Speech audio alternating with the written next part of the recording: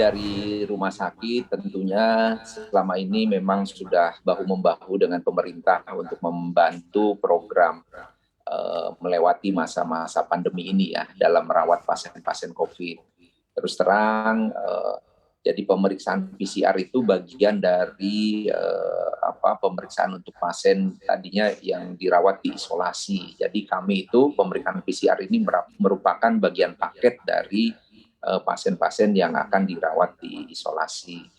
Nah, di era sekarang memang pemeriksaan PCR ini beberapa rumah sakit agak dikagetkan juga dengan ketetapan yang sudah ditetapkan oleh pemerintah 275 sampai 300. Sedangkan memang banyak teman-teman rumah sakit ataupun laboratorium yang sudah mempersiapkan bahan medis habis pakai dan lain-lainnya ini memang di harga yang lama. Nah, ini yang tentunya membuat kami juga agak-agak kaget gitu loh Mbak terhadap penetapan harga ini.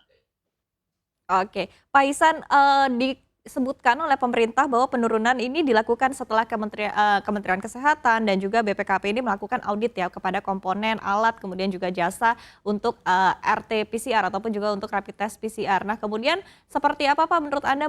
Mungkinkah ada perbedaan begitu dengan komponen-komponen yang dihitung oleh pihak rumah sakit, Pak? Dan mungkin bisa dijelaskan kepada kami sebetulnya apa saja komponen pembentuk harga untuk tes PCR?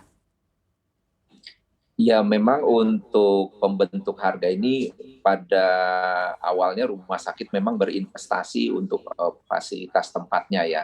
Jadi ruangan tekanan negatif juga, terus juga alatnya, ya alatnya memang variasi sekali nih. Sekarang sesuai dengan perkembangan tentunya mungkin ada alat-alat yang lebih canggih lagi gitu ya.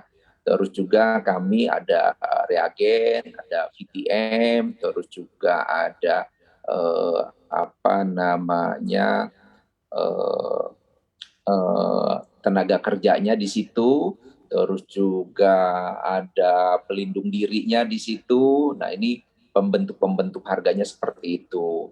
Terus juga memang di era sekarang tadi disampaikan memang pemeriksaannya ini sudah sangat menurun ya, yang datang ke rumah sakit untuk dilakukan pemeriksaan PCR ini. Oke, kemudian dengan timbang-timbang harga nih Pak, antara komponen ataupun juga biaya yang dikeluarkan untuk PCR, kemudian juga biaya yang didapatkan juga dari tarif yang diterapkan untuk PCR sendiri. Kira-kira apakah ada potensi kerugian Pak yang akan ditanggung oleh pihak rumah sakit jika komponen pembentuk harga tes PCR ini juga masih seperti yang masih tinggi begitu?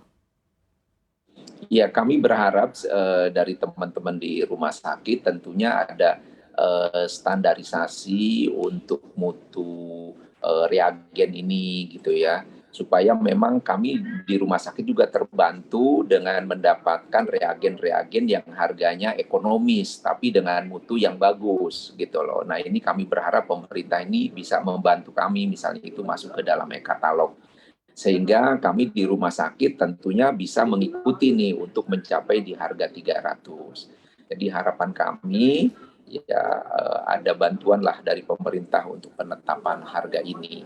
Nah, memang sekarang terus terang kami rumah sakit tetap memberikan pelayanan ya. Walaupun mungkin ada beberapa yang terpaksa harus ditutup karena memang pemeriksaannya itu sedikit nih Mbak. Jadi kalau pemeriksaan sedikit misalnya kapasitas misalnya mobil itu kapasitasnya 20 tapi penumpangnya hanya 5 tentunya kan nggak efisien. Artinya mungkin pemeriksaan itu kita kirim ke tempat lain gitu ya. Nah, ini yang untuk lebih efisien lagi di tempat-tempat kita Mbak. Oke, mungkin bisa disebutkan Pak secara detail begitu ya, kalau untuk dari segi angka kan tadi Anda sebutkan ada permintaan yang menurun begitu di tengah kasus COVID-19 juga yang trennya tengah turun. Nah, kira-kira jika perbandingannya nih Pak, hari ini kemudian juga dengan hari kemarin-kemarin di saat pandemi COVID-19 ini tengah puncak-puncaknya, seperti apa Pak perbandingan permintaan akan tes PCR di rumah sakit? Ya mungkin kalau tes PCR ini bisa turun lebih dari 85% Mbak. Ya, bisa lebih sebesar itu gitu ya. Artinya kalau dulu 100 mungkin sekarang ada 15 yang diperiksa. Itu pun biasanya pasien-pasien yang memang suspek gitu ya,